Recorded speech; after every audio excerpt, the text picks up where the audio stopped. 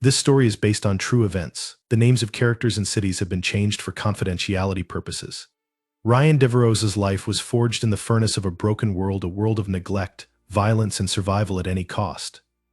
Born in a small town in rural Texas, where the heat of the summer sun seemed to scorch everything it touched, Ryan never had a chance to live a normal childhood. From the moment he took his first breath, the odds were stacked against him, the whispers of fate already determined before he even had a voice to speak. His mother, Carolyn, was an addict, and his father, Jackson, was a ghost, a man whose presence flickered in and out of their lives like a malfunctioning streetlight. In a town where poverty was the air you breathed and crime was the unspoken language, Ryan grew up not knowing anything else. Carolyn wasn't a mother in the traditional sense. She was more of a casualty of her own demons, a woman who had long traded the care of her child for the numbing haze of methamphetamine. The only time Ryan ever saw any semblance of affection from her was when she was coming down from a high, a brief period when she'd try to act normal, but those moments were fleeting and always followed by another binge. His father, Jackson, was a different kind of absence. He'd drift in and out of their lives. 1 week he'd be there, the next, gone. He was a former gang member with ties to some of the most dangerous men in the area, someone who lived in constant fear of the law and the retribution of those he had wronged. Jackson never taught Ryan anything about love or safety. Instead, he taught him the value of silence. You don't ask questions. You don't get close to anyone. You don't trust anyone but yourself. And when Jackson did show up, it was always with a new scar, a fresh mark from the world he came from. Ryan was a quiet kid, one who had learned early on how to be invisible. At school, he was neither popular nor an outcast, but there was an edge to him that made people steer clear. His classmates often joked that he had a cold look. In his eyes, a piercing stare that never seemed to blink, never seemed to soften. But no one really knew the truth about Ryan. They didn't know that he lived in a house that smelled of stale cigarettes and sour sweat. They didn't know that he'd spent countless nights lying awake, listening to the muffled screams of his mother as she fought off the drugs inside her, or the soft, frightening thud of his father's fists against the walls when he was angry. Ryan's world was chaos, a world where rage was the only consistent emotion, where survival meant being as hard and unyielding as the cracked earth beneath his feet. His teachers at school often thought he was just another troubled child, the kind they'd try to reach out to, but Ryan wasn't interested in their concern. He would nod silently, his eyes never meeting theirs, and go back to his seat, retreating into the world inside his head. His grades were average at best, and while he didn't act out in class, there was something in his demeanor that unsettled the adults around him. They'd whisper behind his back, sharing their worries with each other. He's got that look, one of his teachers might say. The one that says he's seen too much too soon, and they were right, though they had no idea how right they were. By the time Ryan hit 12, his mother's addiction had escalated to the point where their house was constantly under threat of being repossessed. Money was tight, too tight to feed them both. Ryan would often go to school hungry, a gnawing emptiness in his stomach that never seemed to go away. His clothes were worn and ragged, his shoes held together by duct tape, and his hair was always messy, as if he hadn't seen a comb in days. But it didn't matter. Ryan didn't care about appearances. He didn't care about fitting in. All he cared about was surviving. When he was 14, Ryan's life took a dark turn. His father, after being on the run for months, came back into town, his return accompanied by the unmistakable scent of danger. He wasn't the same man Ryan remembered. He was thinner, more paranoid, and there was a wild look in his eyes that suggested he'd been running from more than just the law. Jackson had been involved in something bigger than himself, something that had caught up with him, and the debt collectors had come knocking. It didn't take long before Jackson pulled Ryan into a world he was never supposed to know. Late at night, the two would meet in the shadows of abandoned buildings, places where the stench of decay and neglect filled the air. Jackson would talk in hushed tones, telling Ryan about the gang wars, the deals, and the people who would do anything for power. Jackson would always give him warnings, but never advice. He never told Ryan what to do. It was as if he had already given up on his son. By the time Ryan was 15, he was no stranger to the world of drugs and crime. He had witnessed his first murder at the hands of his father's associates, a violent reminder of how ruthless the world they lived in really was. But it wasn't the violence that shaped Ryan, it was the cold indifference with which it was carried out. The way the man had fallen, lifeless and broken, like a piece of garbage being discarded. It was at that moment Ryan realized the truth: life had no inherent value. People like him were disposable. Ryan's emotions became more and more disconnected from the world around him. He stopped caring about the fate of his mother, who had long been lost to her addiction, and he stopped caring about his father, who was slowly fading into oblivion. Instead, Ryan began to look inward, building a fortress around his heart. It was also during this time that Ryan discovered something about himself, something that made him even more dangerous than his surroundings. He was capable of cruelty. Not just cruelty born out of desperation or anger, but cold, calculated cruelty. He could hurt someone without flinching, without regret. And the more he hurt, the more powerful he felt. The first time he was arrested, it wasn't for anything serious. A petty theft, a stolen car that had been abandoned, a fight that had gotten out of hand. But even as they placed him in handcuffs, Ryan didn't care. He was numb. When the cops asked him if he was scared, he simply shrugged. The truth was, he was starting to understand how the system worked.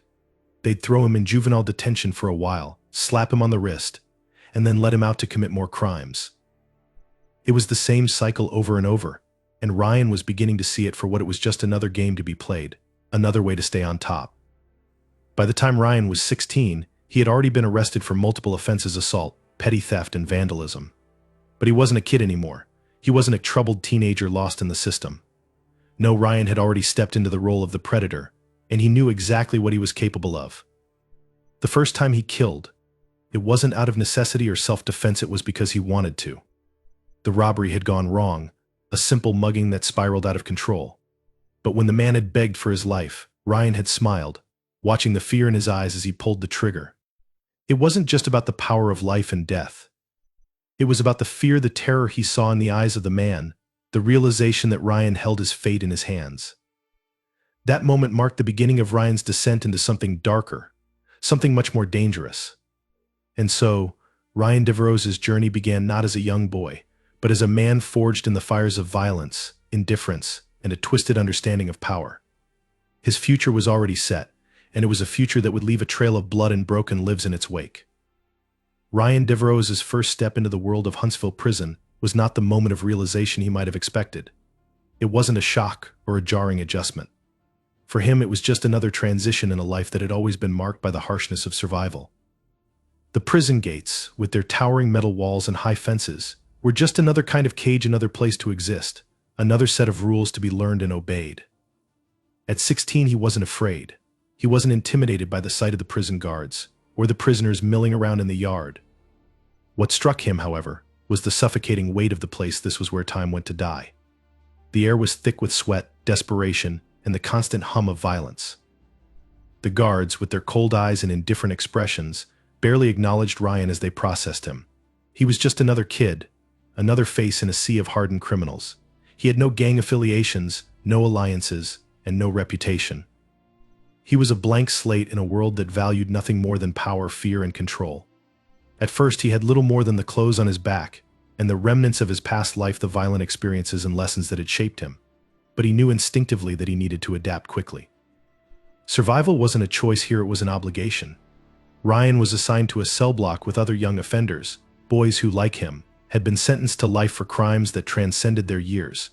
They were outcasts, but they were also the new meat in a world where every inch of respect had to be earned through blood. The first few days passed in a haze. Ryan kept to himself, observing the interactions, the small but significant power plays, the way the older inmates ruled through intimidation. Some made overtures of friendship, offering advice or warnings, but Ryan's icy silence discouraged further conversation. He wasn't here to make friends. He wasn't here to comply with anyone's rules but his own.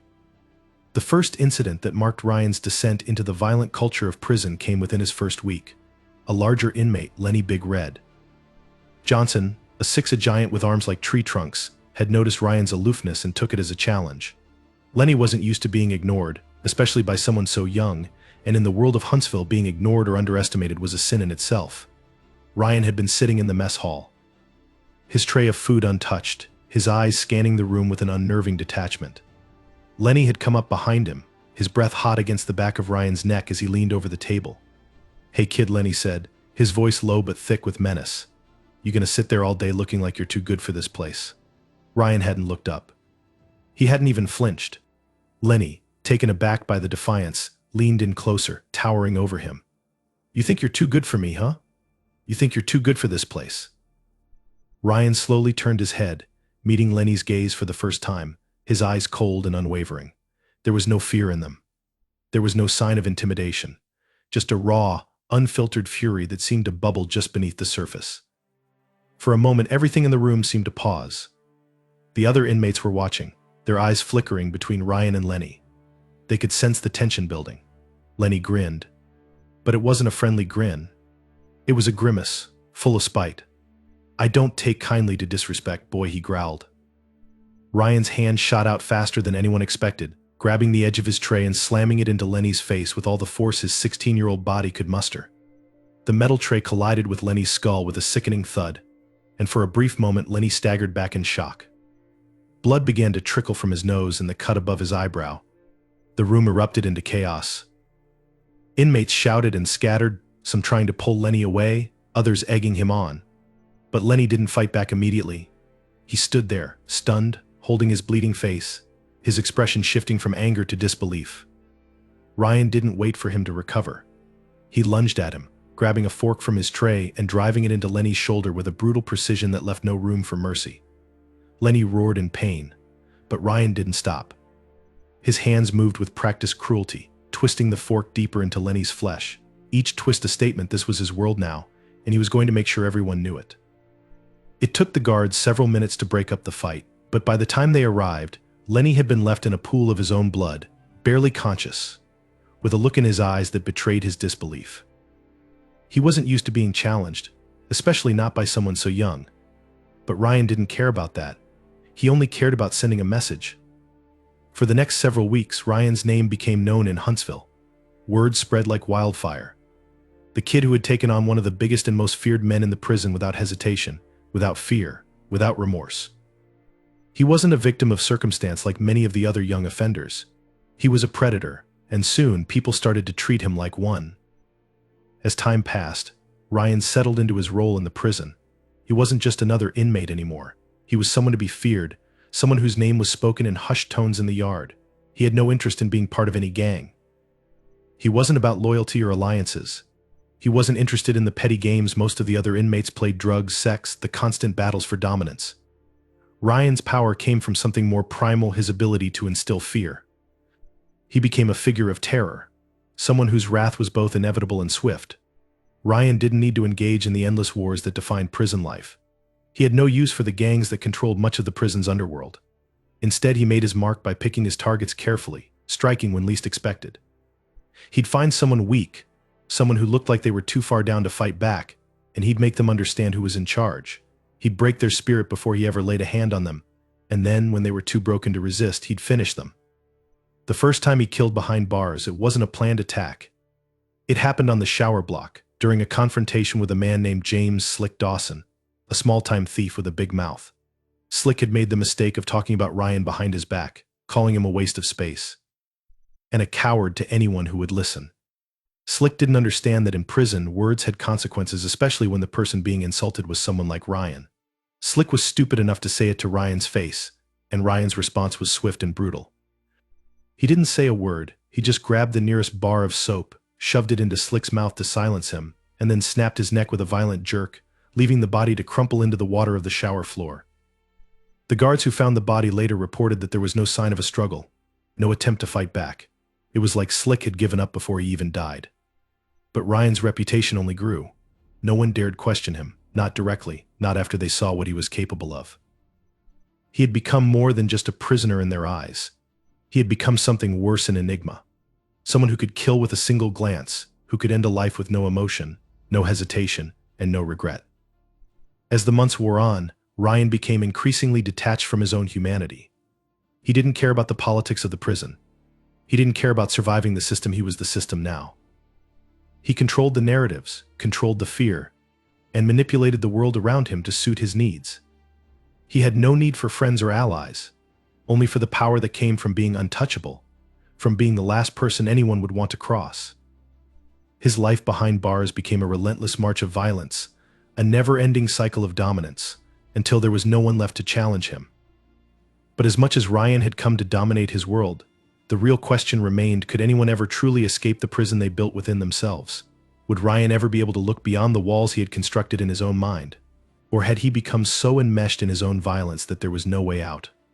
Only time would tell. But for now, Ryan Devereaux was king of his domain. and he ruled with an iron fist, leaving only death and despair in his wake. The first murder Ryan committed in prison wasn't something that could be easily explained away. It wasn't a moment of rage, a crime of passion, or even an act of self-defense. It was cold, calculated, and entirely unnecessary. In fact, in the twisted hierarchy of Huntsville prison, it wasn't even particularly remarkable. But to Ryan, it marked the true beginning of his reign behind bars, a violent ritual that set the tone for the blood-soaked years to come. The victim was Carlos Crispy Ramirez, a mid-level drug dealer from Houston who had fallen out of favor with one of the more established gangs inside the prison. Carlos wasn't well liked. He had a mouth on him and an ego to match. But he had something that Ryan wanted: respect. Ryan didn't give a damn about drugs or the petty underworld that circulated them in the prison, but he understood the value of power. And power came through fear. Fear was currency in a place like Huntsville, and Carlos had an abundance of it. Not because of his connections, not because of his size, but because he thought he could talk his way out of anything. Ryan saw him as weak. Not physically weak, but mentally weak. The man was arrogant, oblivious to the fact that in a world ruled by violence, words meant nothing. Carlos had made the mistake of flaunting his influence, walking around the yard with his chest puffed out, laughing too loud, drawing attention to himself. For a few days, Ryan had watched him with quiet interest, taking in the way Carlos treated the other inmates: dismissive, condescending, as if he were invincible. He didn't understand the dynamics of the prison world, the shifting power, and how quickly a man could go from top dog to roadkill. Ryan, of course, understood that better than anyone. He had been learning the ways of survival from the moment he entered the gates. But Carlos's blind arrogance was a glaring weakness that Ryan couldn't ignore. It wasn't long before the first opportunity presented itself. Ryan had been laying low in the rec yard, his back pressed against the concrete wall, his eyes scanning the movements of the other inmates. Carlos was across the yard, chatting with some of his underlings, no doubt talking about some new hustle or trying to assert his dominance. He didn't even notice Ryan approach, not until Ryan was standing just a few feet away from him, the space between them so small that Carlos could feel the heat of his breath on his neck. But even then, Carlos didn't seem to get it. He looked over his shoulder and gave Ryan a dismissive smirk. "What's up, kid? You looking for a fight?" Carlos's tone was condescending, his posture relaxed, as though he were above it all. But that was exactly what Ryan wanted. He wanted Carlos to feel safe, to think he could talk his way out of any situation.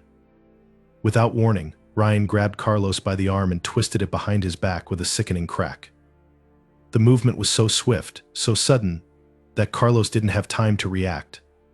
Before he could shout out in pain, Ryan slammed him into the hard concrete wall of the yard, the impact knocking the wind out of him.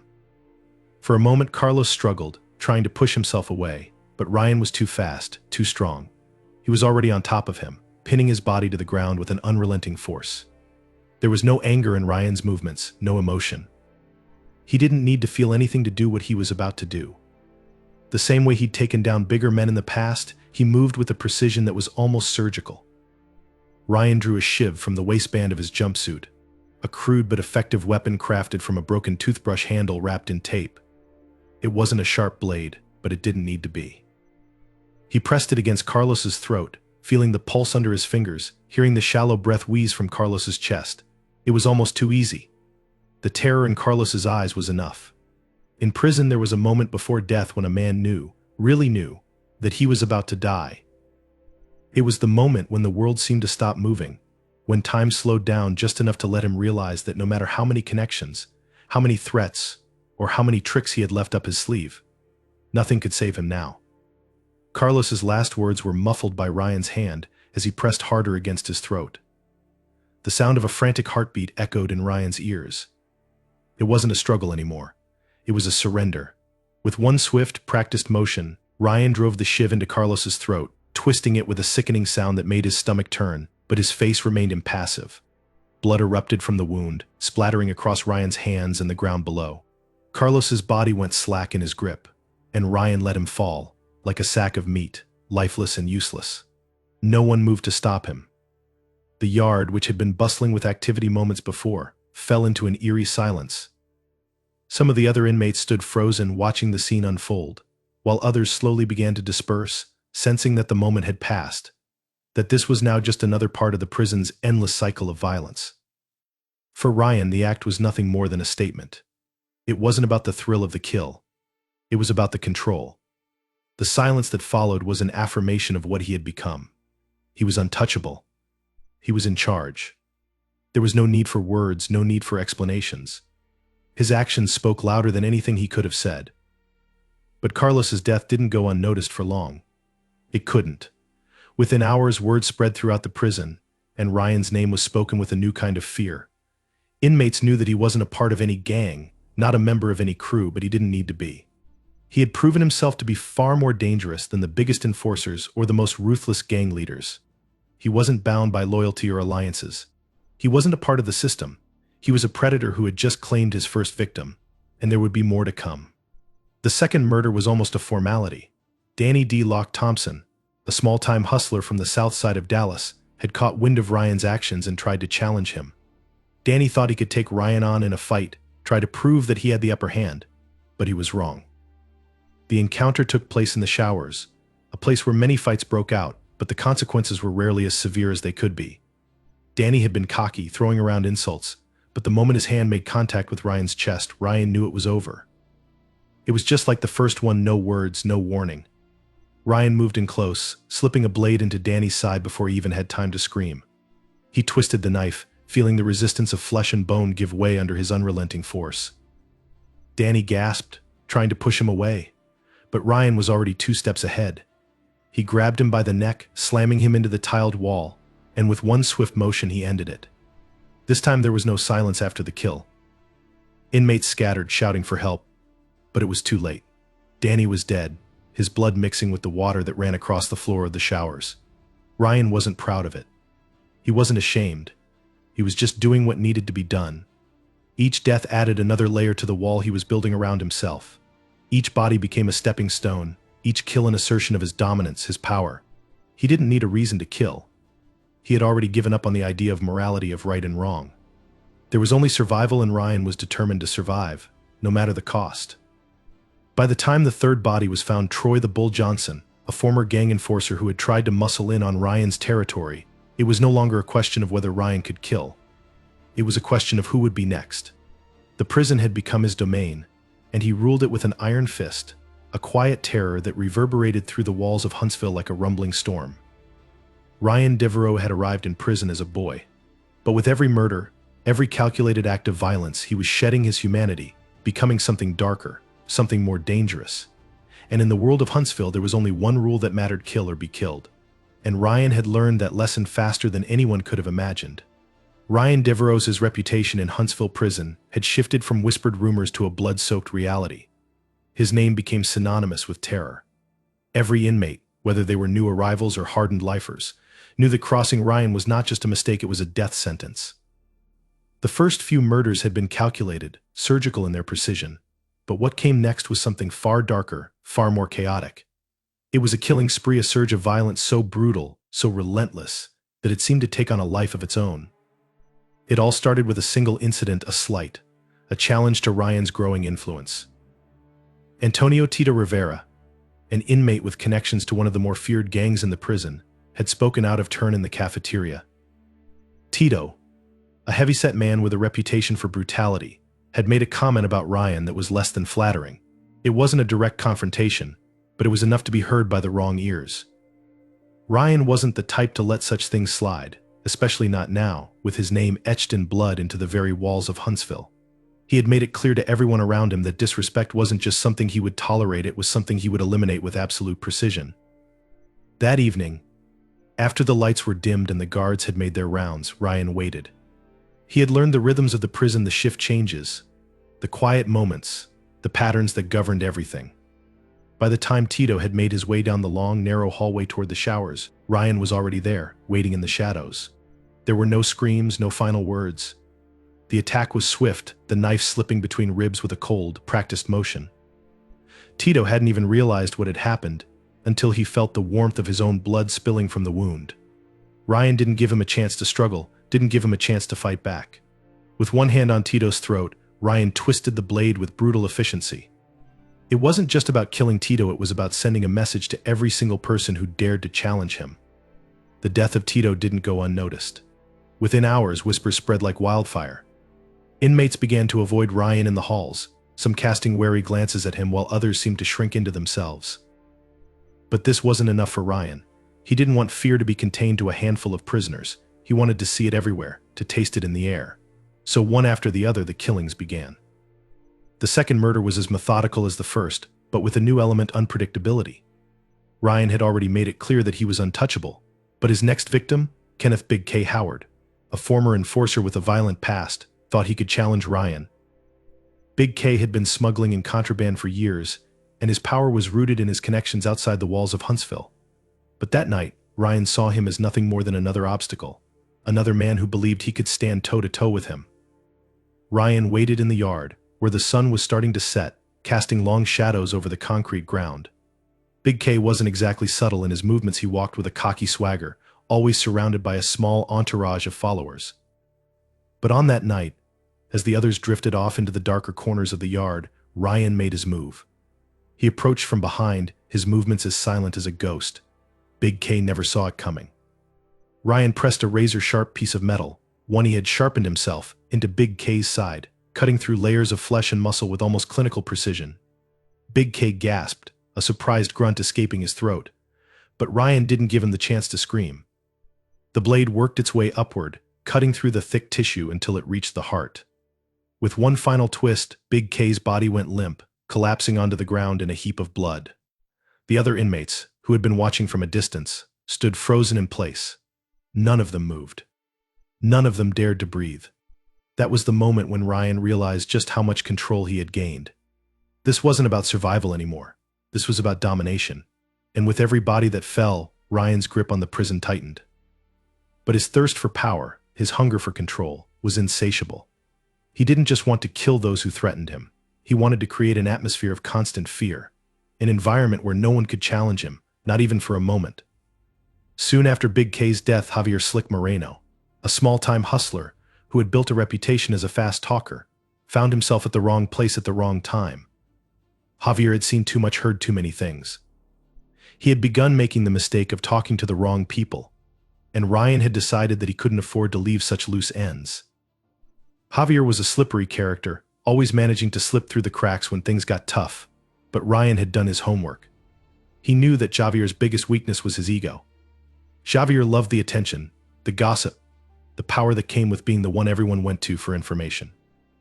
Ryan had noticed him speaking to too many people, making deals and alliances that had nothing to do with him.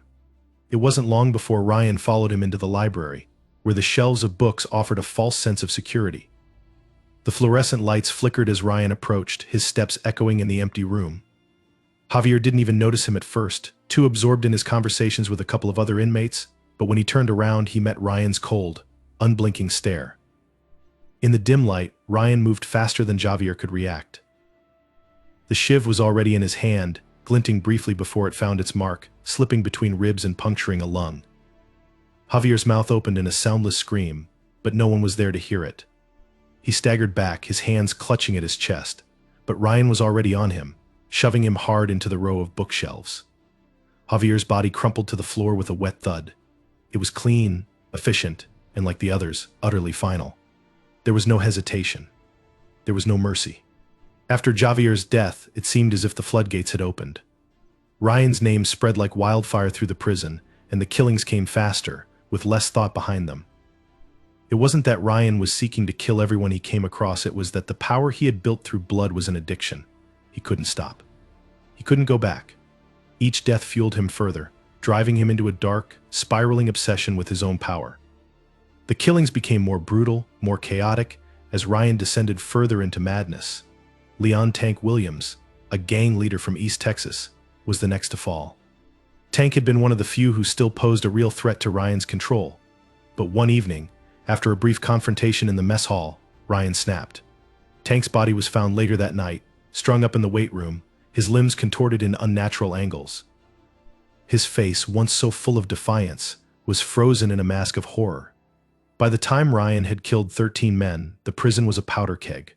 Guards were on edge, the warden was scrambling to maintain some sense of order, and the inmates were no longer just afraid of Ryan, they were terrified.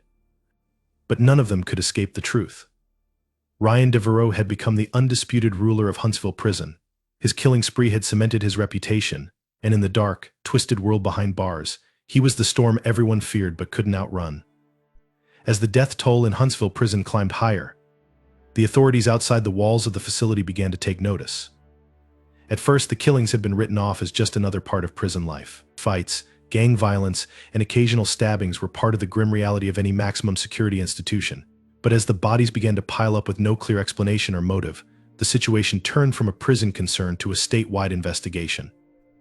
The bloodbath could no longer be ignored, and the decision was made to bring in special agents from the Texas Department of Criminal Justice (TDCJ) and even the FBI, if necessary.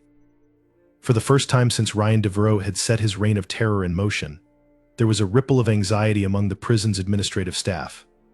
They couldn't afford to let this go unchecked, not with the press starting to catch wind of the growing body count behind bars. With each murder, the name Ryan Devereaux spread further beyond the grim confines of Huntsville, and the prison's leadership was scrambling for answers. They needed someone to crack the case, someone to figure out how this was happening, and, more importantly, why it was happening. Inside the prison, the guards were no longer walking with their usual cocky indifference. They were tense, on edge, aware that anyone could be next, and that Ryan was likely watching them just as closely as he had been watching his fellow inmates.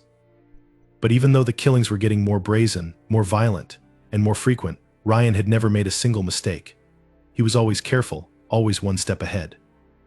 It seemed like he knew how to play the game better than anyone else, and the investigation into the murders couldn't get past the first hurdle. No one had any idea how he was getting away with it.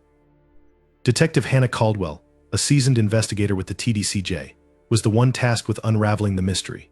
She had seen her fair share of violent crimes in her time, but the sheer coldness of Ryan's actions troubled her. Something about the way these men had died made her stomach turn. These weren't the crimes of a chaotic mind or a spree killer out of control. No, this was someone who planned every move, who knew exactly what they were doing and why. That was what scared her the most. Ryan wasn't just killing. He was sending a message. But what was the message? Detective Caldwell arrived at Huntsville prison early one morning, flanked by a team of officers. They were here for business, and they weren't going to leave until they had answers.